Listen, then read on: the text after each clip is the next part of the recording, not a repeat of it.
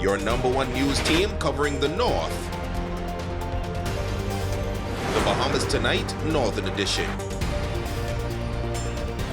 Welcome back. The Reach Out Youth Organization and the Powerhouse Fitness Gym have joined forces to launch a mentoring program called Let's Save Our Youth. The opening ceremony took place this past Saturday at the Reach Out Community Center. The launch was also a mini job fair and a registration drive for those seeking employment. The Let's Save Our Youth mentoring program will offer youth counseling, suspension center, prison ministry, after-school assistance, computer classes, youth workshops, sporting programs, field trips, a feeding program, and job placement. Program Assistant Director Omar Isaacs says they have seized the opportunity to adapt to the current employment issues in Grand Bahama. According to their research, there are thousands of jobs that can offer day labor wages. Between Dudley State's Reach Out Youth Organization and my team at BuyBohemian.biz, we have a vast network of contacts, many of whom on a weekly basis need access to well-skilled and honest day workers to take lunch orders at their home kitchen, to deliver meals, to dig ditches, to mix mud at a construction site, to offload a 40-foot container at a retail store, or to fill in as a handyman at the hundreds of Airbnbs we have across this island. Dudley Said, president of the Reach Out Youth Organization, telling supporters that he nearly lost everything when he started the organization. And now, many years later, they're expanding the organization into West End, Pinders Point, and 8 Mile Rock. We're going to take this to the length and breadth of Grand Bahama. What's been happening every time someone need help, they will come in to Reach Out Youth Organization in Freeport. But we're going to put a team together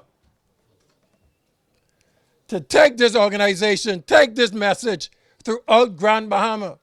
We're going to be launching in March 11th in 8 Mile Rock.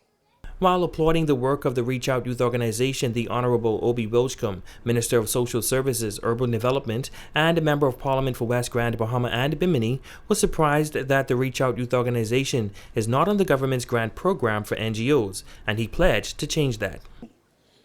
And so, Dudley, we're going to fix that problem.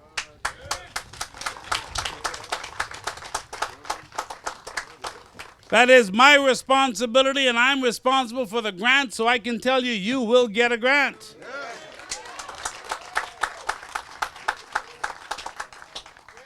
Because the work that you're doing, you're partnering with me to make a difference in this country. This is Grand Bahama. This is my home. And every single day I'm appalled, I'm angered, because I know we can do much better.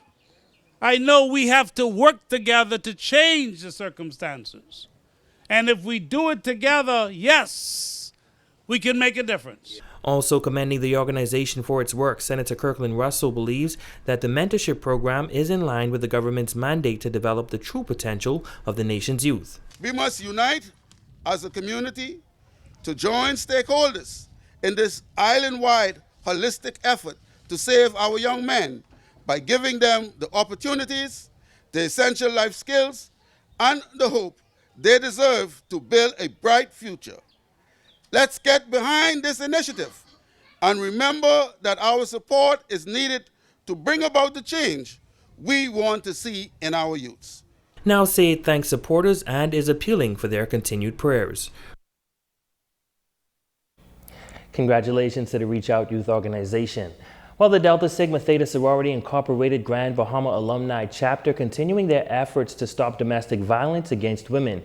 During a recent forum, anger management consultant Dr. Eric Fox, who counsels young men, shared how he uses the Coming Clean approach as a key component in the rehabilitation program. In the whole 6 months of counseling, they have one time to talk about their girlfriend, their wife, or their spouse, whoever. They have one time to talk about it. And the rest of the counseling is talking about them. We teach them how to pay attention to their feelings. A lot of adults don't know how to separate what they think from what they're feeling. They say things like, oh man, I feel this person don't love me. Or I feel this person don't like me. That's not a feeling. That's a thinking. And if violence is a form of communication, then We need to retrain these young men how to be angry and not respond with violence. A domestic abuse victim who is now a counselor shared her story, noting that the impact of violence against women is lasting. It leaves women traumatized. It leaves women feeling as though, as she said, like, you can't go on. You don't know where to start. Because it goes even so far as the money being taken away from you. So you have no authority. You've lost all ability. It's almost to protect oneself. They assume a learned helplessness sort of mentality. And that is to make sure that they survive.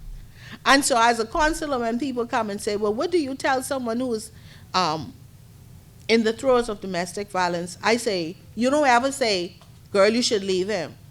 Because most women are killed when they're trying to leave the relationship. That has to be planned. That has to be methodical. They have to know where they're going. They have to know they have a safe haven. And to this day, we still don't have shelter for women. There are warning signs: using drugs, alcohol, having weapons. You see them engaging in violence with their friends. You go out, someone speaks to you and they're upset, extremely jealous. These are warning signs. In other news, she is a Turks Islander who grew up in the Bahamas and now she's making a name for herself in the tourism industry. Our Jamila Mizik talks with Mama, as she is affectionately called, about her journey to success. Hi, I'm Elena Patrick. I'm Mama number 1. Charles Williams, I'm Mama number 2. And we are the Mamas. Mama's Gift Shop is a household name in the Turks and Caicos Islands, specifically in Providenciales. The souvenir shop is ran by 2 sisters, Elena and Chalice, who both were born in Turks and Caicos but grew up in the Bahamas. In the early 60s, we had a mass migration where Turks and Caicos Islanders went to Bahamas. My mom was one of those persons who went and took us as children down there. So we went to 8 Mile Rock School, secondary school, and I was graduated in 1976 from Grand Bahama Catholic High School. Mama's Gift Shop has been in operation at the Port of Call since 1995. Elena explains how the business was started. This is a dream from my mom. In 1992, my mom encouraged me to come to Turks and Caicos. And she was to come and be with me, but it didn't happen because she got sick, and in 1994 she passed. But so I came, and so I kept the dream alive. And in 1995, I decided, well, I'm going to open the store. And because she wasn't here and it's her dream, I decided to name it Mama's. I was one of those persons who actually opened the mall with the store, 400 square feet of space, and now I have 1,200 square feet of space. And this place has been good to me. It sent my son to university, my sister kids to university, and whenever we have any perils in Bahamas, my family, we dare to help one another. The sisters say they grew up in the straw market in Freeport, which is where they developed their entrepreneurial spirit. They say Turks Islanders and Bahamians have a rich history. We were one country, and because of politics of the salt, we got separated where we became two separate countries. So that's why you find a lot of Turks Islanders actually have Bahamian name, and we have, and Bahamian have Turks Island name because we were one. And Elena is making this appeal to Bahamians with Turks Island roots. Every Turks and Caicos Islander who's sitting down in Bahamas and don't have a job, wondering how to pay the light bill. Now, let me say this, if you're over 60, if you're 60, stay home. But my mom went down there at 46. 44. My sister say 44. She made a difference. She built a house, she schooled us. We were educated down there. So I would say if you're 20 to 44 and you're not doing well, come to Turks and Caicos. Our workforce is 30% native and 70% expats. You can be a part of it. And remember, your vacation is not completed until you shop at Mama's. Jamila Mizik, ZNS Network News. Beautiful. And now it is time for your Monday evening sports report with Jay Philippe.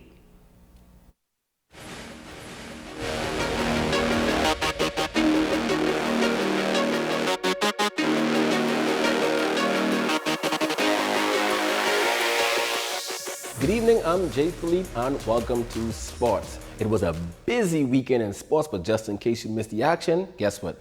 We have some highlights. The Bahamas senior men's national basketball team played in the second window of the FIBA World Cup qualifiers this weekend in the Dominican Republic in back-to-back games. The Bahamas won Game 1 on Saturday, 86-74 against the Virgin Islands. Team Bahamas was led by Willis Mackey, who scored 25 points and grabbed 10 rebounds. Michael Thompson chipped in with 19 points and dished out 5 assists. Also scoring in double digits was Denra Chicken Knowles and Tavares Miller, who scored 14 points and 12 points respectively.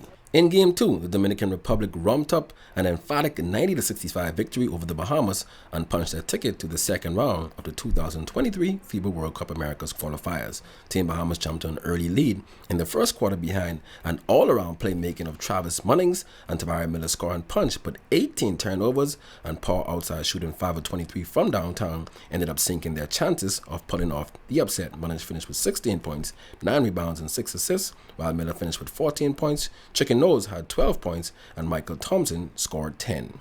Sticking with hoops action on the college level, Abaco product DeAndre Vilma and his Rohan team rallied from a 19-point second-half deficit, but Stockton was able to hold on to the final minutes and earn a 95-91 win in the NGAC Men's Basketball Championship game. The season overall, it went better than expected. We finished 23-5. We finished second in the conference. The team we lost to was number 1 in the conference. You know, it is a good team, well coached, and they've been together for a few years. This was our first year with all us playing together. We had a lot of transfers because my team sit out last year, you know, and a lot of people leave. So I feel like it went way better than expected. I had, you know, it was up and down season for me just being back playing basketball after taking that time off, but I had my special moments and I had fun. You know, it's just thank God just I was back. And next off season, you know, we're just going to get in the gym, get better. So we come back next year and win it all this time. Switching gears now in track, Colonique Farrington had an outstanding performance for her Southwest Baptist University Bearcats at the GLVC Indoor Championships on the weekend. The former Tabernacle Falcon placed second in the women's 400-meter dash and second in the 200-meter dash. Both of those top 3 placements helped Farrington earn Freshman of the Year. And finally in sports, Laquan Chump Ellis also had an impressive showing on the track as well at the high school level in Lakeland, Florida. Chump won and PR'd in all of his events. We will now prepare for the Junior Olympics scheduled for March 11 through the 13th in Virginia Beach. The Bimini product leaped 23 feet 8 inches in the long jump, which ranks him 5th in the country. In the 200 meters, Ellis ran 22.65 seconds to run away with the gold in that event. And he also won the boys 110 hurdles in a time of 15.14 seconds. And that's a quick check on sport, ladies and gents. I'm Jay Philippe. Be blessed.